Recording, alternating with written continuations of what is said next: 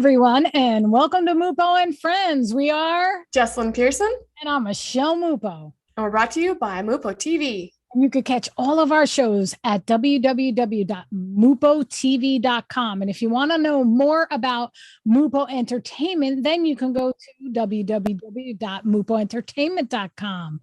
So, Jess, I have a question for you. How many shows do we have so far in the works? We have approximately 45, and more are signing up as we speak. And if somebody wanted to actually have an idea about being on a show or wanted to have their own show, the key with Mupo Entertainment is that they own their own show. They're the producer of their own show. We do give them guidance, right? Correct. So let me ask you a question. Why would you not want to be on Moopotv? Because on every other platform, you don't own it when you put it through. I got zero reasons why you wouldn't want to be on Moopotv. And I say that because, like you said, you own it, but also the content is yours. And what that means is you can put that anywhere else, on any other channel, on a podcast, on YouTube, put it in a book, make it into a program. It doesn't matter. It's yours. And you get 52 episodes with us, along with training, like you said. And there's really no commitment. If you decide you don't like it, you can leave.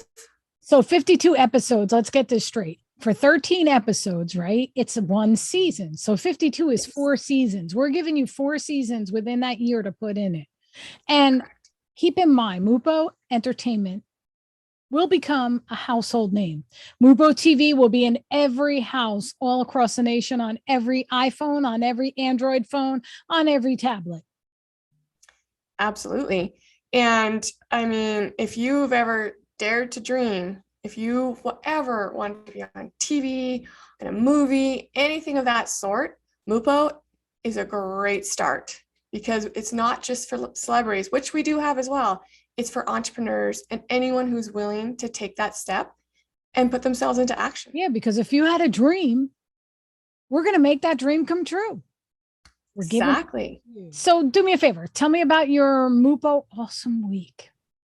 I always have a Mupo Awesome Week. I mean, to even ask me, I'm going to say yes. Why? I mean, part of it's mindset.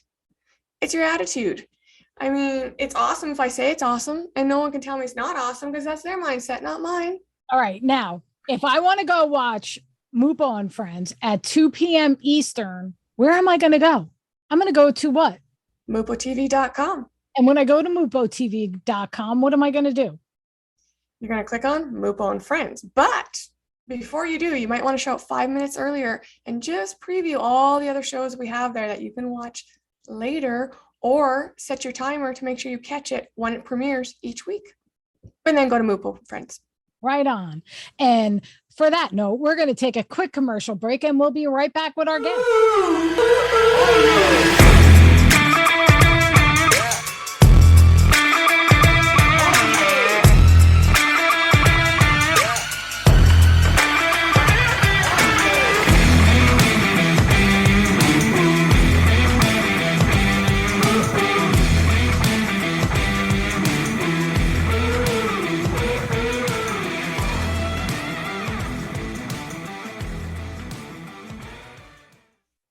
Hello, everyone. Welcome back to Mupo and Friends. Our special guest today is an Emmy-nominated actress, audition coach, self-tape specialist, on-set dialogue coach, and owner of a self-tape and audition company.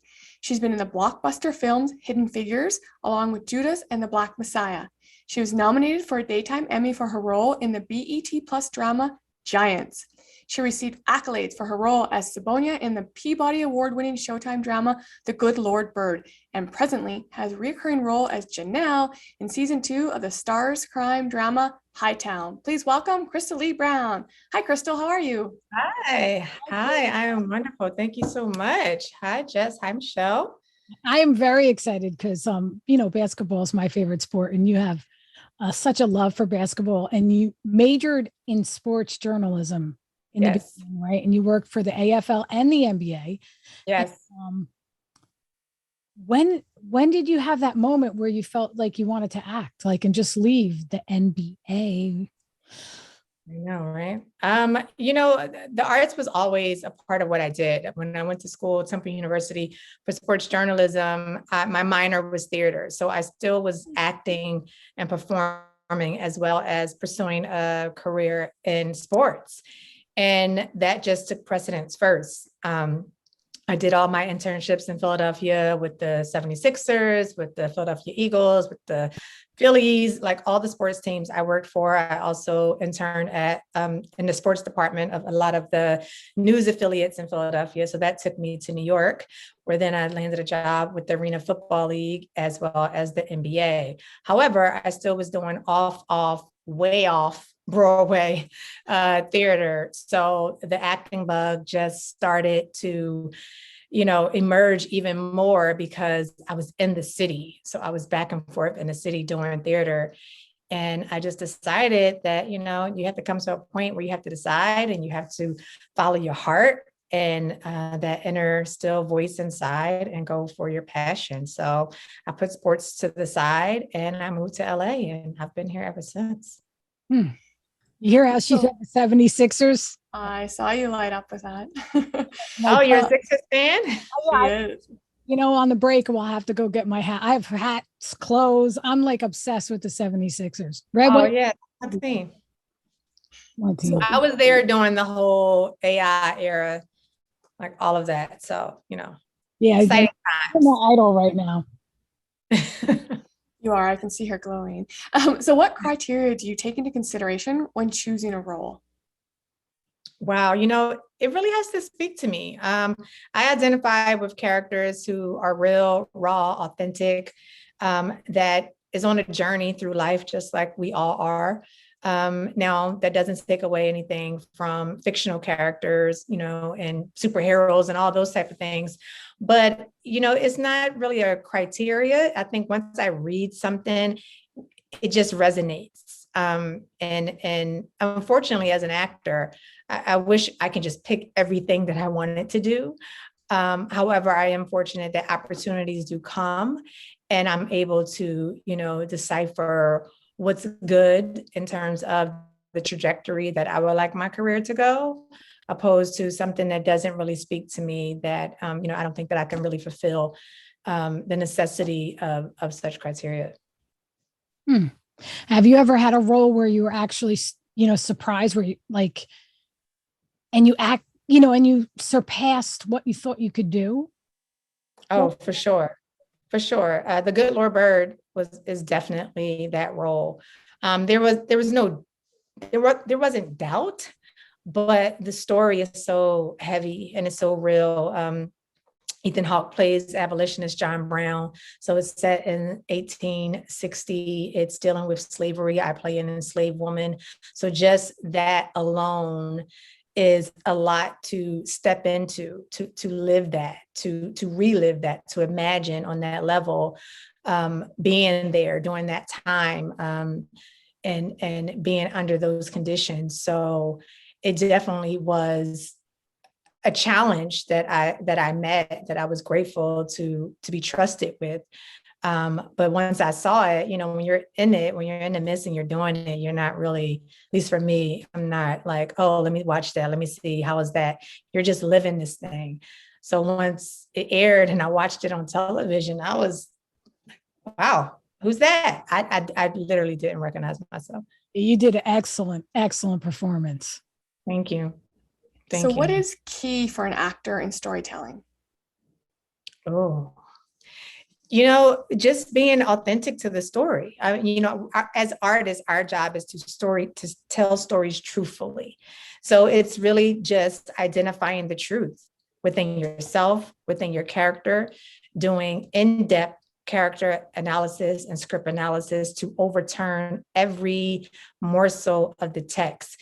Because what people don't know, like when they're looking at actors, like, oh, I can do that. Oh, that's easy. And I'm just got to memorize some lines and then that's it. It's not about the words on the page, right? It's about what's underneath the text. It's about, the feelings and the emotions and the behavior underneath what is being said, just like as human beings, right? It's not about what we say, right? It's more so about that internal struggle inside of us. that we have to deal with day in and day out, and the truth of that. So that's the one thing that's important when you take on characters of any nature, the truth. So I know you were in Hidden Figures and also Judas and the Black Messiah. Yes. And they were such an important piece of history. How did you feel about being in those films? Like, your character was just, everything you play is just amazing. Thank you. Unfortunately, like many others, I was not privy to the story of Katherine Johnson and the other amazing Black female computers that helped and did this amazing feat for NASA. I didn't learn that in school at all. So this story was new for me. And I kind of felt slighted, like, why didn't I know this? Right.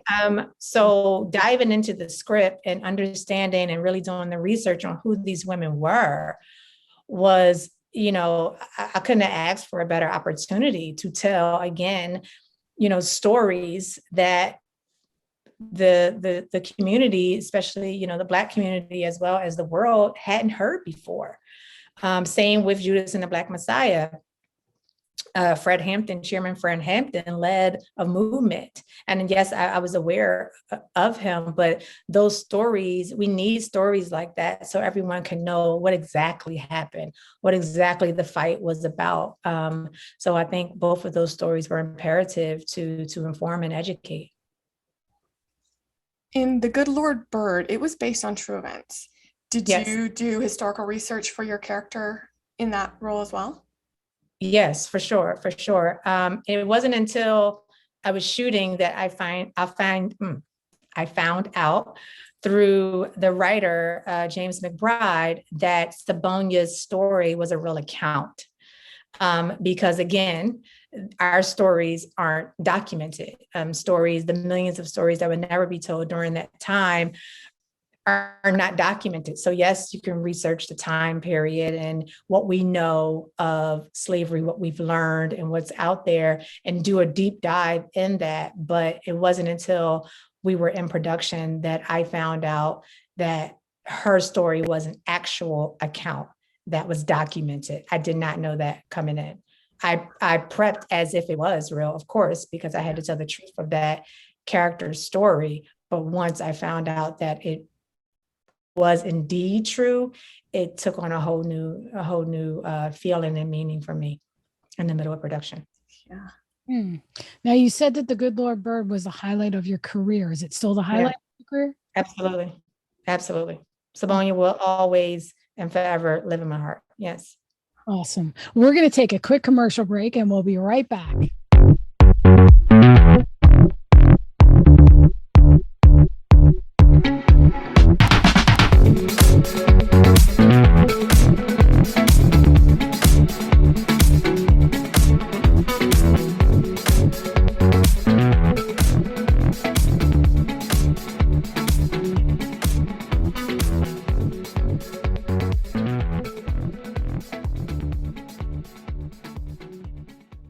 And we're back with Crystal Lee Brown.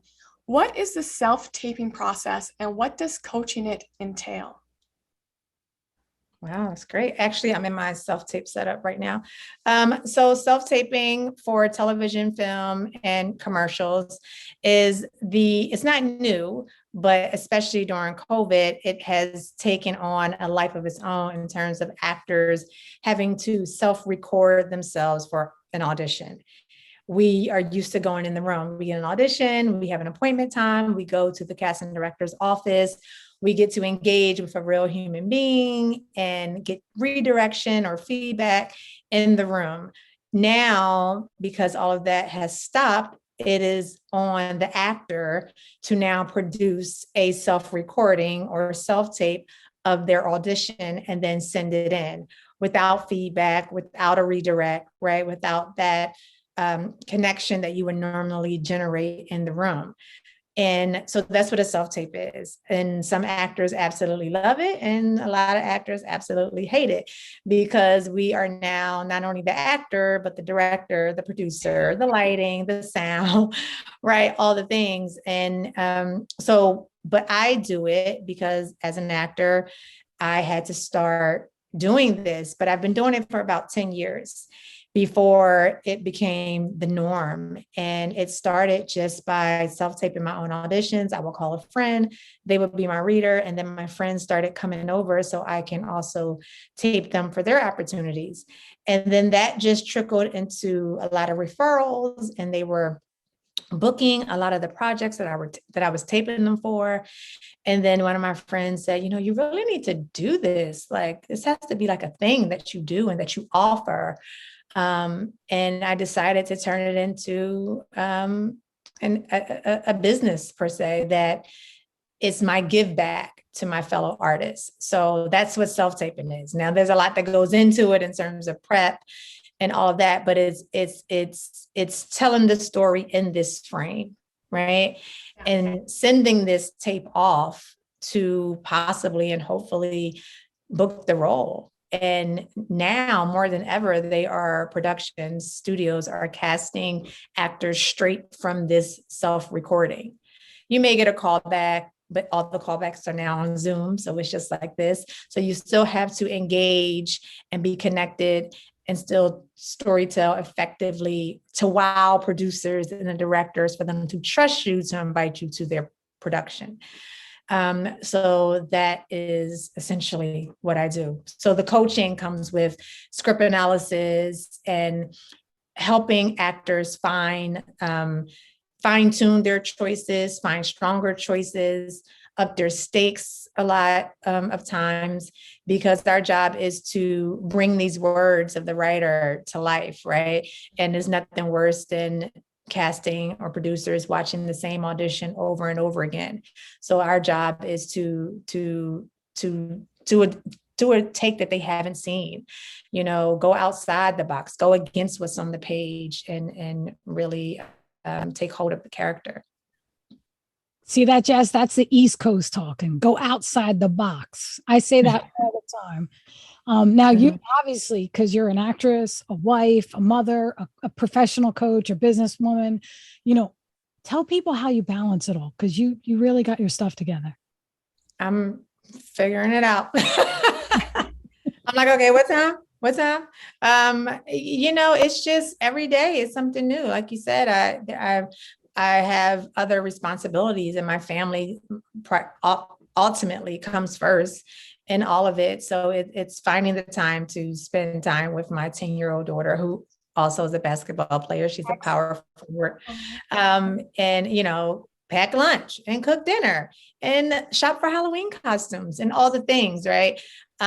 So I find myself having to say no more than I say yes, because I prioritize my family first, and myself, self-care, and all of those things. So I have no problem saying no when it comes to making sure that everything at home is balanced before, I throw myself out there for another responsibility. Absolutely. I can appreciate that. So during quarantine, you had to homeschool, as many of us, I think, did. Since you're already a coach, was it easy to wear that hat? To homeschool your daughter? Well, you know what? I homeschooled my daughter in the very early stages when, she was younger, but she was on virtual school. So virtual school, she was in school virtually. And I think we went right into the summer. So during summer, yes, you still, because the kids were like the adults. Okay, what are we supposed to do? So what we weren't doing in this household was just going to stay and watch TV and the gadgets all day. So I made sure that I was implementing curriculum during the summer, because, like we all saw, especially parents, that if our kids aren't in the space, right, we have to reinforce that at home. So, but I found that to be a great thing to do. And I already had experience doing it prior to her starting school. And she's also an actress. So I also coach her when she has opportunities as well. But she amazing. let her tell it. She's like, I'm good, Mom. Let me just do my thing. I don't need any feedback from you. So that's good. Right on. So what is the most important message you want to impart to your daughter? Oh, wow. Always act with self-regard.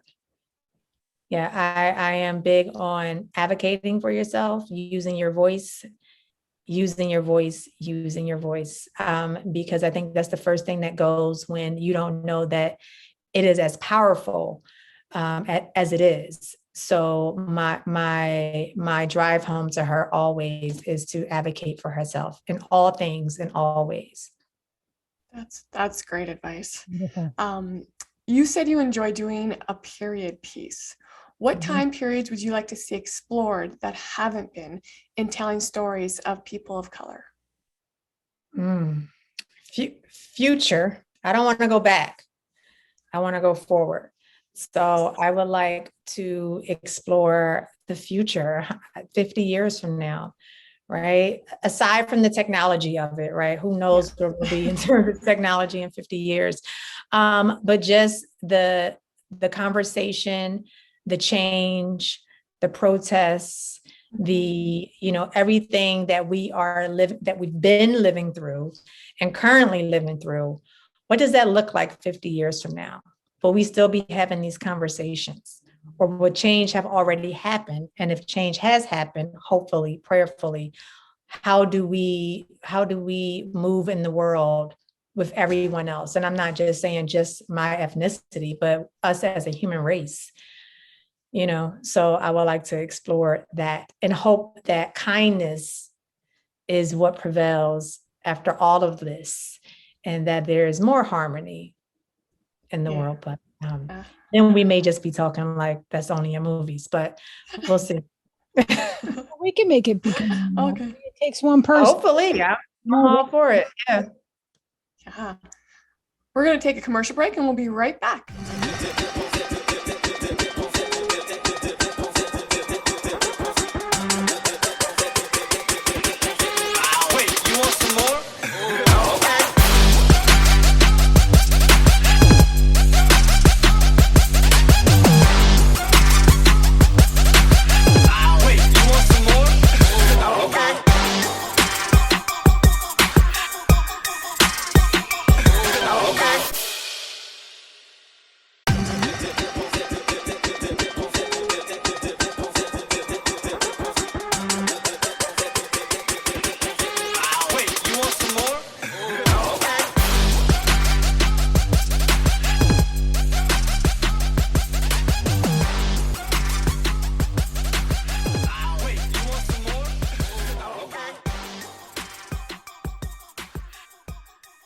And we're back. So I got to ask you, how did you land the job of a dialect coach for the upshows of Netflix?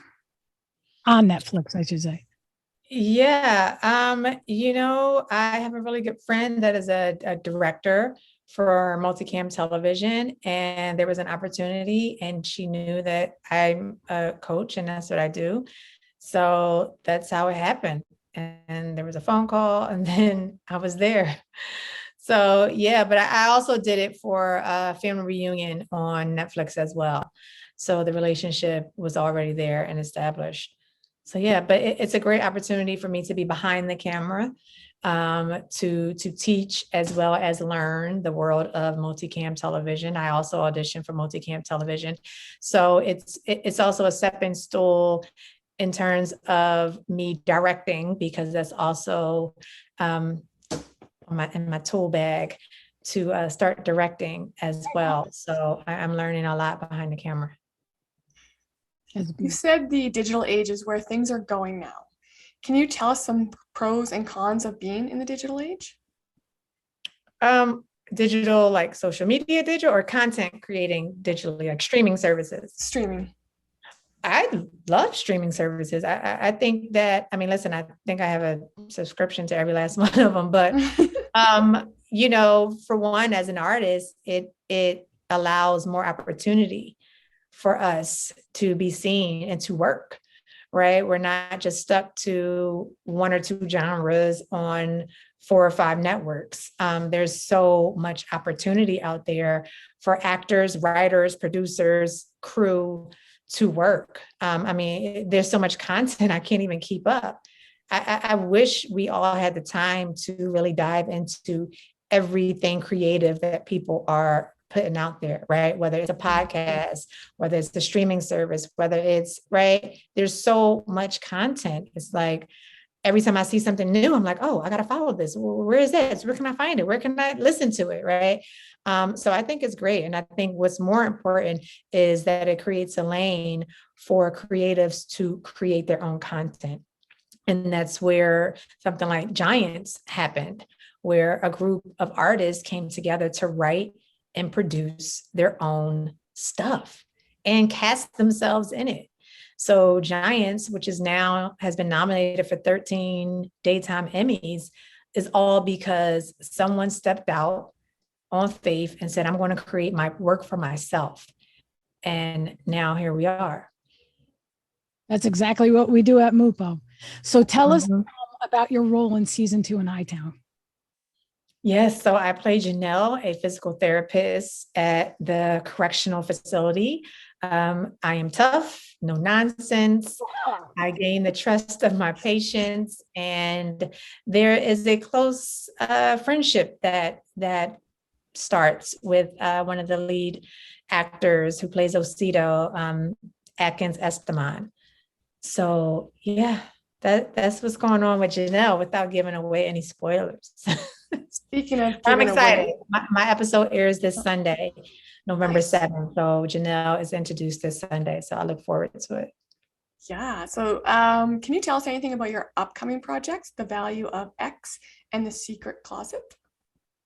Well, those aren't in production anymore, unfortunately. We did start those a few years ago, but I think they're just revamping some things, and hopefully that'll be up and running again soon. But again, 2 projects that are created by actors who wrote and produced their own content. So I'm looking forward to ramping that back up when they get the green light. Do you have any other future projects, whether it be professional or personal, that you'd like to tell us about? Directing is definitely one of them. I am looking into directing programs and internships to be partnered with a mentor in terms of directing for television and film. So I'm excited about that. And commercially, I work a lot commercially. So you may be seeing me on the television screen in the commercial coming up soon. And I am just riding the wave, the momentum wave of my career. It's been great thus far. I look forward to season 3 of Hightown.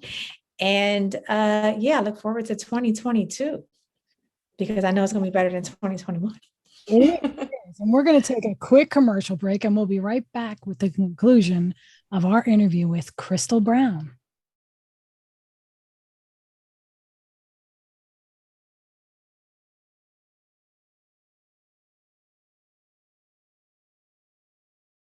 And we're back with the conclusion of the interview with Crystal Brown. So before we wrap things up, we have one last question. Yes. If you were to interview yourself, what question would you ask and what would the answer be? Wow. What question would I ask myself? Why do you, let me say, who do you do it for? And for me, I do it for my daughter. I do it for my family. I had to come to a point in my life and my career where we all come to that place where like, it's not about us. So the reason why I do what I do is for my family. Because once you take it and not make it about yourself and you take it off of yourself, you attract more. And I never wanted to feel like I was doing something selfishly. So my question to myself would be, who do you do it for? And I would answer it, I do it for my family, the people that I love the most. Awesome. Thank you, Crystal. It's been a treat visiting with you. Look for Crystal Lee Brown in The Good Lord Bird on Showtime On Demand. Black Lightning and Mindhunter on Netflix, Hidden Figures on Amazon Prime, Giants on BET Plus and Issa Rae's YouTube channel, and Hightown on Stars, now airing Sunday nights at 9 p.m. Eastern. You can follow, like, and subscribe to Crystal Lee Brown on Facebook under actor Crystal Lee Brown, Crystal Lee Brown and I_tape_LA on Instagram, and on Twitter at Crystal Lee Brown. As always, thank you for tuning into Mupo and Friends, courtesy of Moopotv. You can watch this show and others at moopoentertainment.com. That's www.moopoentertainment.com. This is Jessilyn Persson with our host, Michele Mupo. Until next time. Have a Mupo awesome week.